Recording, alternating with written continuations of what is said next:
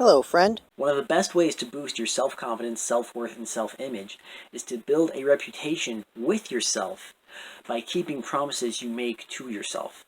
So you decide to do something, you make it a promise, you tell yourself you're going to do it, and you follow through. This builds a reputation of reliability within you, and you begin to feel and view yourself as a reliable, capable person.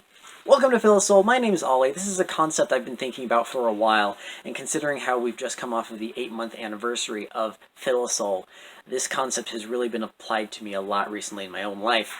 The basic idea is that we all have a self-identity, our self-image, and this is how we feel ourselves, what we view ourselves to be like, what we feel we're worth, and this is one of the biggest factors in the decisions we make and how we live, because it's what we feel like we are worth and what we do and how we do things. We do in fact have a reputation with ourselves. So if we know we're dependable, or if we're weak to junk food, or if we're very caring or very selfish, whatever it is, if we have a history of making decisions based off those qualities and we're aware of that, it's really hard to not view ourselves in that light. The great thing about this is that it means that it's totally within our grasp. We have every opportunity to build a new reputation within ourselves by simply keeping promises we make to ourselves. We tell ourselves we're going to do one thing, we do it. And this is a concept that's been talked about a lot by one of my chief role models, Ed Mylett, who I highly recommend. Not always totally clean for kids, usually is, but fair warning. And I've been practicing a lot. It's been very relevant to me lately, and I feel like I'm finally at a place where I can offer my insight about it. Of course, if you're still practicing this, I recommend you probably start with something smaller, something that you know you're totally capable of doing. For example, every morning you're going to stretch for a few minutes, or every morning you're going to drink a glass of water when you wake up. Whatever it is, something that you're totally capable of. You know that you have to almost try to fail, or you just have to forget or something, but it's something that you're not going to beat yourself up over too much. If you do forget or whatever, you can get into the swing of it pretty easily, and it's something you can totally sustain. We don't want to just dive right into something that we're really not sure if we can sustain over a long period of time, and then fail and lose reputation within ourselves. That's the opposite of what we want to do, and that's something I talk about a lot more in my video on sustainable lifestyle choices. I highly recommend that one. It's one of my favorite topics. It's been hugely important for me. But anyway, eventually, as this is something you begin to be able to feel confident in doing, you can move on to bigger things and eventually tackle things about yourself that are really, really important to you. One of the greatest examples for me is, of course, Philosol. I promised myself that I would do one video every week for a whole year, and so far, I've done it perfectly for 8 whole months. I mean, that's really crazy for me to believe. I'm very happy about it, and it's built so much confidence in me in order to keep myself going like this. Now, why did I promise myself this?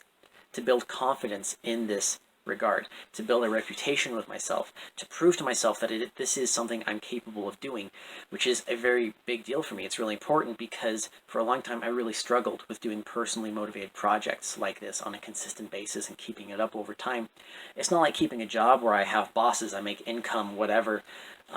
There's a lot of external elements that are keeping me motivated, that keep me in track. I'm not going to just walk away from my job. I might quit it if that's a good decision, but generally I'm fine going back into my job. I don't need much motivation to go in and do my job. I get paid, whatever. But Philosol is purely me. I'm the only one telling myself to do this pretty much, and that has been really hard for me in the past. I tried learning to speak German twice. I tried learning C++ programming language, I think 3 times. I'm on and off with GML and GameMaker Studio. I've tried to write consistently and build all sorts of new habits, lifestyle changes consistently, and this is something I am notoriously bad at. I have failed at this so many times. I used to have a lot of difficulty with this, and I still struggle with it, but I've gotten so much better since starting Philosol. One of the biggest things I had to learn was to not do changes that were too big or too quick, or to do too many changes at once without letting other changes become more normal for me. And that's something I talk about more in my video, Accomplishment Anxiety, which is a sort of companion video to the sustainability video. Anyway, Philosol is at a point now where it's very normal for me, and it's familiar to me. And if you've watched my 8-month recap video, you might remember that I intend on putting Philosol on hold eventually so I can apply this new skill of consistent effort, personally motivated effort, to other hobbies, because I have a lot of other interests and hobbies that I would love to work on. And that's something I wasn't able to do before. That's why this is so important for me, because I didn't have this ability. I knew that I wasn't capable of doing this. I didn't have that confidence. I had a reputation with myself not being able to keep myself going on these things and to give up and to let myself get sidetracked. And I was really tired of it. And I kept working on it, and eventually I got to a point where I realized that this Philosol project of doing weekly videos was something that was doable for me, but also was a challenge. And it was the right middle ground, right? It was something that stretches me and stretches my capabilities, but is still totally within my capabilities. For me, I know that this is the best way for me to grow and kind of stretch myself in new ways, because I set myself up for success by doing something that I know full well that I am capable of doing this. I am actually confident in it, and I'm not a very confident person, at least I used to not be. I'm so much better now, which I'm really happy about. But, you know, it's like when I know I'm confident in my ability to do something, that means something, because so many things I'm not confident in, even if I am capable. So I set myself up for success by doing something I know I'm able to do, but I also know that it will require me to really apply myself and require effort and dedication over time. When I follow through on these promises that I make to myself, I build this reputation with myself. I then know that I did that. I'm capable of this. It builds confidence. It builds self-image.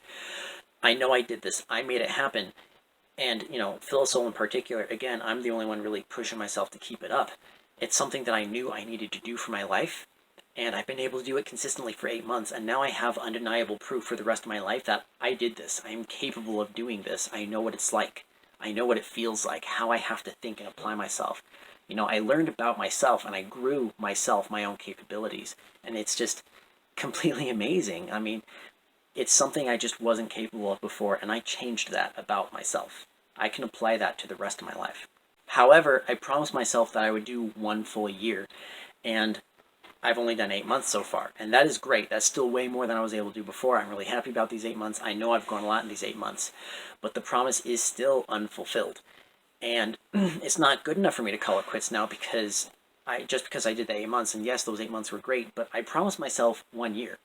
And I thought, it's like, well, there's other things I want to work on. I could call it quits right now. I did Philosol for 8 months. I already proved that I've grown so much. I'm capable of this. And there's truth to that for sure. But if I don't do the full year, I will know for the rest of my life that I didn't do the full year. I found some reason to quit it.